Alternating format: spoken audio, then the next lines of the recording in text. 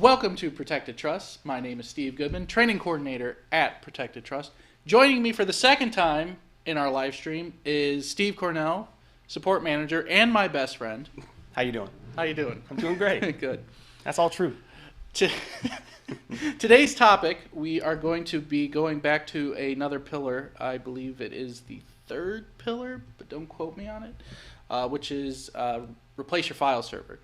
So what preempted? Is that a word? Yeah. I don't think I'm using it right. Anyway, the reason why the focus on today's live stream is how to map folders to OneDrive, or mapping folders to OneDrive. And so the reason why we chose this topic is because just last week I had an issue with my laptop where we had to ship it off to Dell to be repaired, and that left me Hard driveless. Yeah.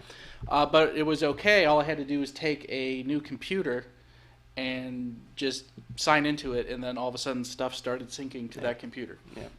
And so the way we did that is what we're going to show. Yeah. Just to let them know, it's not default that way. Just because you have OneDrive doesn't mean that everything that you have is automatically, right. So there is some configuration that goes along with it, and you do have to make some decisions on the types of things that you want to have synced and backed up, over the course of however long. Right. But yeah. So this is very similar to a video we did on this discussion, where we threw a laptop off the building. That was entertaining. It was very entertaining.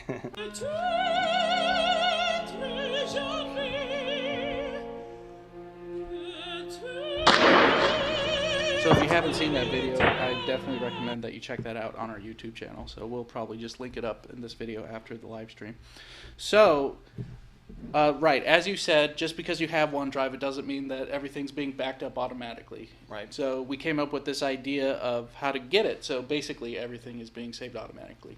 And so what we did is we came up with probably the four most used file locations. Right? You have your desktop, you have your pictures, you have your videos, and you have your documents, right? And some people do actually like to include their downloads folder, which is what we're going to do today. Yeah.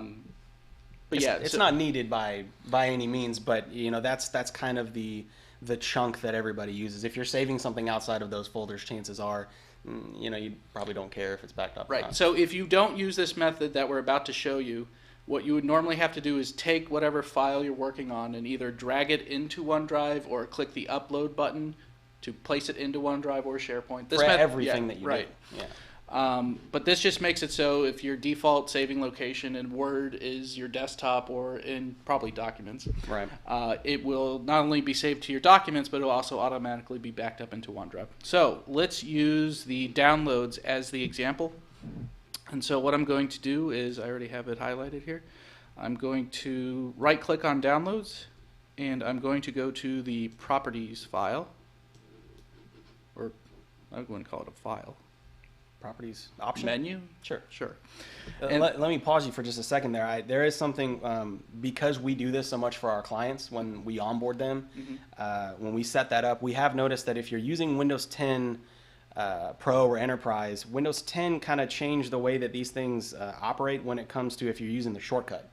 So you have to make sure that you're not using the shortcut to your desktop folder, or else the location option won't be there. So we've come across that before, where one of the guys out there was mapping this, and they're like, "There's no locations option anymore." And what we ended up having to do was go to C, users, the username, and then the desktop folder, and that root desktop folder is what contained the location. So under quick access here, which is where I am, if I do it this way, it won't work. The quick access should be fine. It's there was a couple instances on Windows 7 and a couple instances on Windows 10 where we found the location not to be there, and I think it was because the user had created a shortcut folder to their desktop somewhere. Oh, I see. And then that showed up under quick access. I got you. So, but just note that if the location option doesn't show up under properties for whatever folder you're wanting to map, it's probably because you're using a shortcut and you just need to go directly to the folder. So can I just go to this PC in downloads? Yes, you should be able to. That will work. Okay. So under this PC, I'm right-clicking the downloads folder, going to properties, and clicking location. And then I'm going to select move, and I'm going to open OneDrive. And while I'm inside OneDrive, this is, I think, where it gets kind of tricky for some people, is you have to create a new folder in here. Right.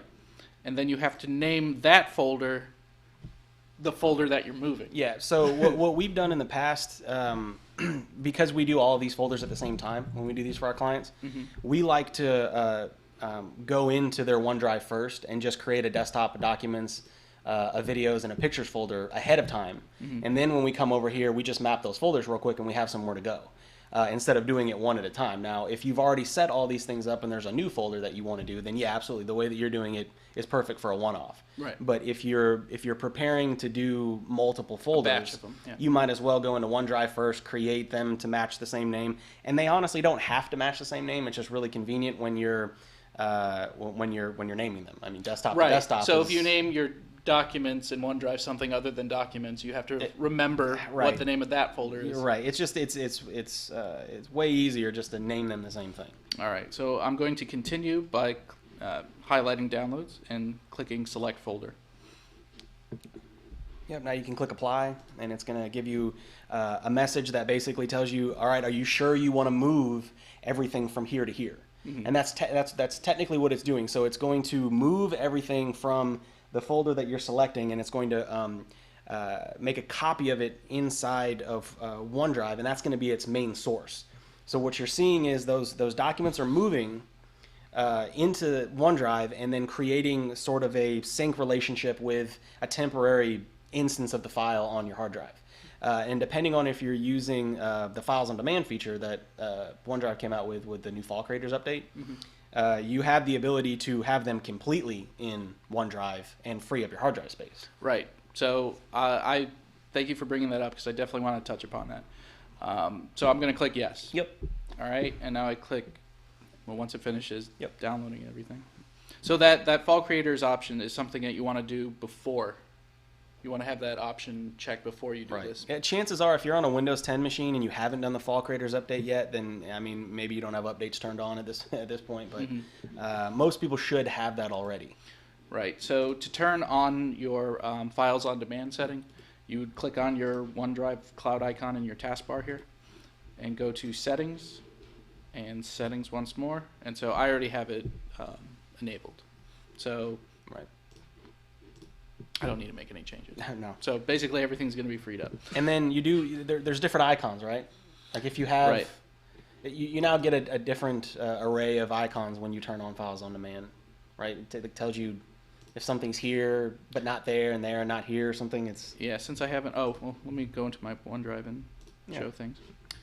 All right, so the cloud icon means that it looks like your file is on your computer, but it's just basically an image saying that here's a placeholder of where your file is. Right. So if you wanted to download that file or have access to the file, you simply double click on it, and you'll see that it will download it first to your computer, and then it will open it. Oh, okay. Right.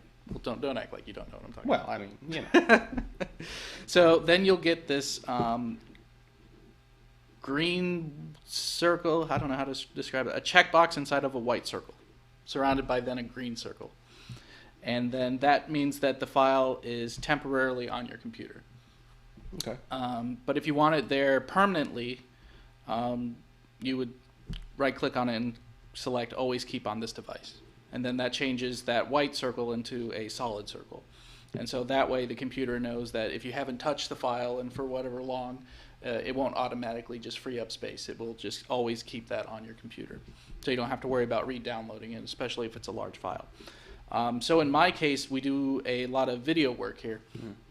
And the issue was that I would constantly be getting hit with, this file is 15 gigs. Right. So you can't upload it. So there is a file size limit that you can ingest into OneDrive. Is there a folder size limit? Or is it strictly by file? I think it's also folder. I think it's just a size limit in general. Per upload or something along those lines. Per upload, right. Yeah. So, I mean, you have a terabyte of storage per person in your organization. So, I don't know if that's a feature that they're going to maybe look into. So if you were to go into OneDrive and try to upload one of those files, you get that error message in the web interface or Oh, clicking and dragging? I mean, is there... So because I primarily use OneDrive on my desktop, I get that error message in the taskbar where the cloud icon is. Because you're trying to save something to a mapped folder in OneDrive. Right, and so OneDrive it's is automatically telling you, hey, this well, file's too it'll big. it'll try, and then once it reaches that limit, it'll X out and say we got a problem with this folder. It's way too big. It's too bad. So that's one of those gotchas, but I don't think many people are dealing with 15 gig. Yeah, I mean, these are video files I'm dealing with. The only thing that I can think of in any of our clients or people that use OneDrive, for instance, is architectural drawings or giant files. But even then, 15 gigs is huge for something like that. Right, and that was those video files were done in like the highest quality, and so they were just maximized to the possible, as big as they could possibly get. Right. And they were also like 30 minutes long. So now at this point that you have that folder mapped, if you were to open up Word or Excel or anything like that and you go to save a file to that location and you name it, you say that you're saving it to your desktop because that's what you're used to, or your documents folder, and that's what you've always done. But what's happening is in the background, that file is being saved to a location and then uploaded into its equivalent folder in OneDrive. And like you experienced earlier, your computer has to get shipped off and your hard drive's in it, and it's like, what do you do with all the things you saved in your documents folder? Well, now you can sit down at anyone's computer, a loaner computer or anything, sign into OneDrive online, and all of those files are there. Right. And you could... And not just Word. So, like, the reason why this was so important for me, for this to really happen to me, is because I'm actively working on video projects all the time. Right. So they may not be... It's not just one gets done at one time. So multiple ones are being done all at the same time. So when my computer had this problem and had to be shut down, the only thing I had to do on the new computer was download the editing software I was using. And all those files were automatically already being saved. You see, now that's also a good reason to map your downloads folder in that case. Right. Yeah, your downloads. That's the one thing I didn't do, so I had to go back and your get all downloads those folder images. could have had that. Could have had that install for you. That's great. That's interesting. Yeah, I mean when we also my laptop actually had caught fire, some smoking issues at some point, and I had to send that back. I took the hard drive out of it before I sent it back, but just because I didn't want to lose anything that was on it. This was pre files on demand, OneDrive mapping that we were doing before, so I really didn't want to lose all those things. So I kind of had to take everything apart to get to the hard drive so that they wouldn't wipe anything on it. And now it's like, take it. I mean, there's in my particular instance, there's nothing stored locally on the hard drive at all that I care about. Right. It's all in the cloud. I can pull it up from my phone. I can pull it up from your computer, anyone's computer. But the good thing about it is what we've had with our clients as well that we've done the mapping for is we'd get a phone call or a ticket from them that just says, hey, our computer died and we got a new one and we need help setting it up. And it's like, great. So we remote in. We have them sign into the portal, with their email address, portal.office. We download their Office product that they have with us because they're, they have the extra license to get the Office products. Once everything's downloaded, OneDrive pops open, and we just basically say, okay, hey, they say, where do you want to save all these things to? And we just select all and hit choose the default because you've done this before.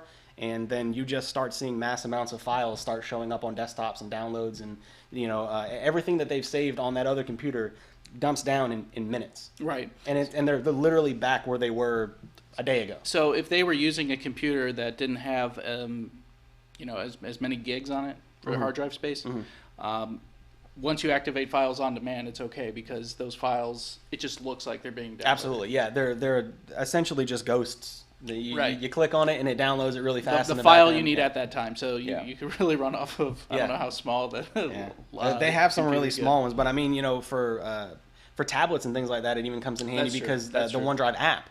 So you can open up the OneDrive app on a tablet and get it from whatever app store that you're a part of, and you have all your files. And everything's online. Excel's online, Word's online, PowerPoint's online, Outlook. All those things. You don't have to really install anything anymore.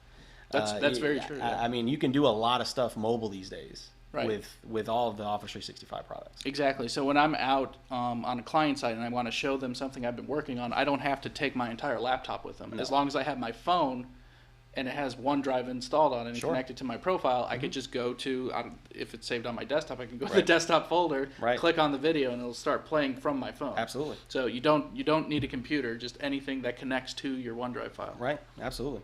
folder, I should say. It's really convenient. Yeah, I'm definitely a fan of it, especially after that. It's become a really big hit with our clients. Definitely. Yeah. People like it. Well, Steve, you done it again. Oh. Well, hey, I hope I get another invite.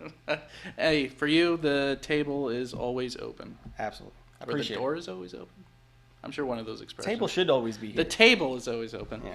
Well, thank you all for joining us for this Thursday live stream. Join us every Tuesday and Thursday at 2:30. Click the like button if you enjoy our videos, and click the subscribe button if you would like to receive a notification whenever we upload new videos or start a live stream. And thank you to our clients who make these videos possible. Thank you.